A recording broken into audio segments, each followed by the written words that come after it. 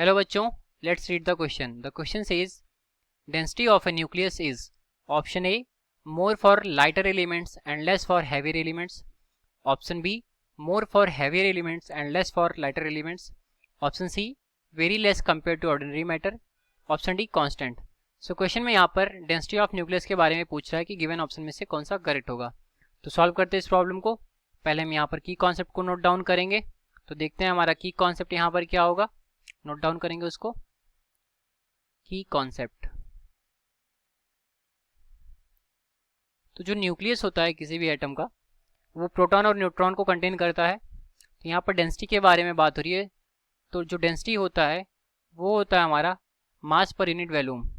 तो डेंसिटी को हम रो से डिनोट करते हैं. तो density rho is equal to होता है हमारा मास बाय वॉल्यूम. ठीक है, ये हो गया हमारा पहला की कॉन्सेप्ट. दूसरा की कॉन्सेप्ट देखें तो जो रेडियस ऑफ न्यूक्लियस होता है दैट इज आर से डिनोट करते हैं. रेडियस ऑफ न्यूक्लियस ये होता है हमारा R is equal to R not a to the power 1/3. यहाँ पर जो ए है हमारा एटॉमिक मास है, एटॉमिक मास है. ठीक है, और आर नॉट हमारा कांस्टेंट है. तो इन दोनों की हेल्प से हम इसको सॉल्व करने की कोशिश करते हैं. तो यहाँ पर डेंसिटी के बारे में बात हो रहा है. तो हम जानते हैं कि जो न्यूक्लियस होता है वो प्रोटॉन और न्यूट्रॉन से मिलकर के बना होता है. तो जो उसका टोटल मास होता है प्रोटॉन प्लस न्यूट्रॉन होता है, मतलब वो उसके एटॉमिक मास के बराबर होता है.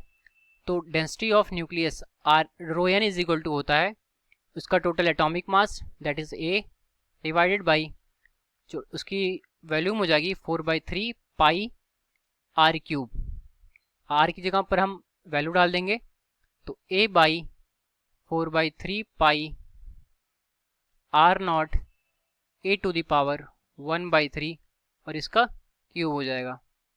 तो इसको हम और सिंप्लीफाई करेंगे तो ये हो जाएगा a divided by 4/3 pi r not cube और a to the power 1/3 into 3 करेंगे तो हमारा ये हो जाएगा ए. तो ए से ही कैंसिल हो जाएगा.